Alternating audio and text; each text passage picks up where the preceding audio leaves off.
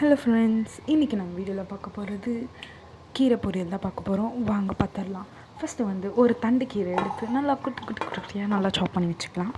சாப் பண்ணிக்கிட்டக்கப்புறம் ஒரு பாத்திரத்தில் போட்டு தண்ணி ஊற்றி நல்லா வாஷ் பண்ணி எடுத்துக்கலாம். நெக்ஸ்ட்டு உங்களுக்கு தேவையான அளவுக்கு ஆனியன் எடுத்து அதையும் நல்லா தோலெல்லாம் உரிச்சிடலாம். நானும் வெங்காயத்தை தோலை உரிக்க முடியலடா எவ்வா அப்படின்னு ஆயிடுச்சு. ஸோ எப்படியோ கடைசியில் உரிச்சு முடிச்சாச்சு. உரிச்சிட்டக்கப்புறம் உங்களுக்கு நீட்டு வாக்கில் நீங்கள் வெங்காயம் கட் பண்ணி தனியாக எடுத்து வச்சுக்கோங்க. தனியாக எடுத்து வச்சிட்டக்கப்புறம் ஒரு 2 பச்சை மிளகாவை எடுத்து நல்லா நீட்டு வாக்கில் வெட்டிட்டு அதுக்கப்புறமா அதை குட்டியாக நல்லா கட் பண்ணி தனியாக அதையும் எடுத்து வச்சுக்கலாம். ஒரு கடாய் எடுத்து அதில் ஒரு 4 ஸ்பூன் எண்ணெய் ஊற்றி அதில் கொஞ்சமாக கடுகு போட்டு அது நல்லா பொரிஞ்சு வந்துட்டக்கப்புறம் ஒரு 4 பச்சை மிளகாவை பிச்சு போட்டு நெக்ஸ்ட்டு நம்ம கட் பண்ணி வச்ச வெங்காயம் மிளகாய் போட்டு அதையும் நல்லா வதக்கிடலாம். வதக்கிட்டக்கப்புறம் இன்னும் நல்லா வதங்கிறதுக்காக கொஞ்சமாக உப்பு போட்டு வதக்கிடலாம்.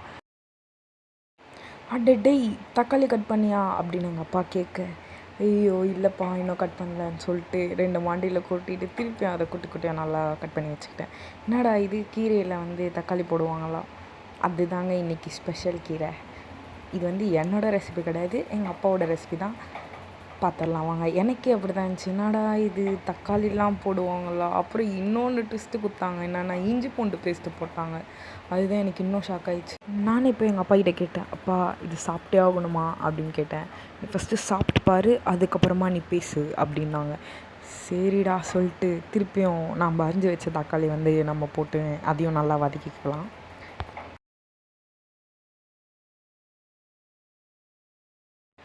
தக்காளி நல்லா வதங்கிட்டக்கப்புறம் கொஞ்சமாக 1 ஸ்பூனு சில்லி பவுடர் போட்டு அப்புறம் கொஞ்சமாக மஞ்சள்தூள் போட்டு நல்லா வதக்கிக்கலாம்.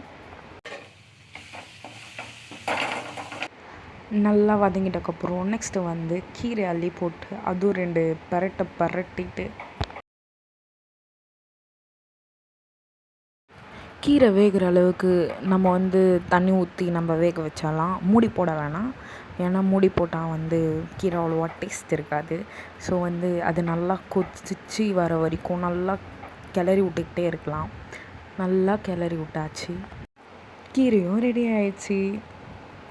நம்ம ஒயிட் ரைஸில் பிசைஞ்சு சாப்பிட போகிறோம். வாங்க எப்படி இருக்குன்னு பார்த்துடலாம். நான் நல்லா பிசைஞ்சு சாப்பிட்டா சும்மா அப்படி இருந்துச்சுங்க, வாவ் அப்படின்னு இருந்துச்சு. செஞ்சு பார்த்துட்டு எப்படி இருக்குன்னு சொல்லுங்கள்.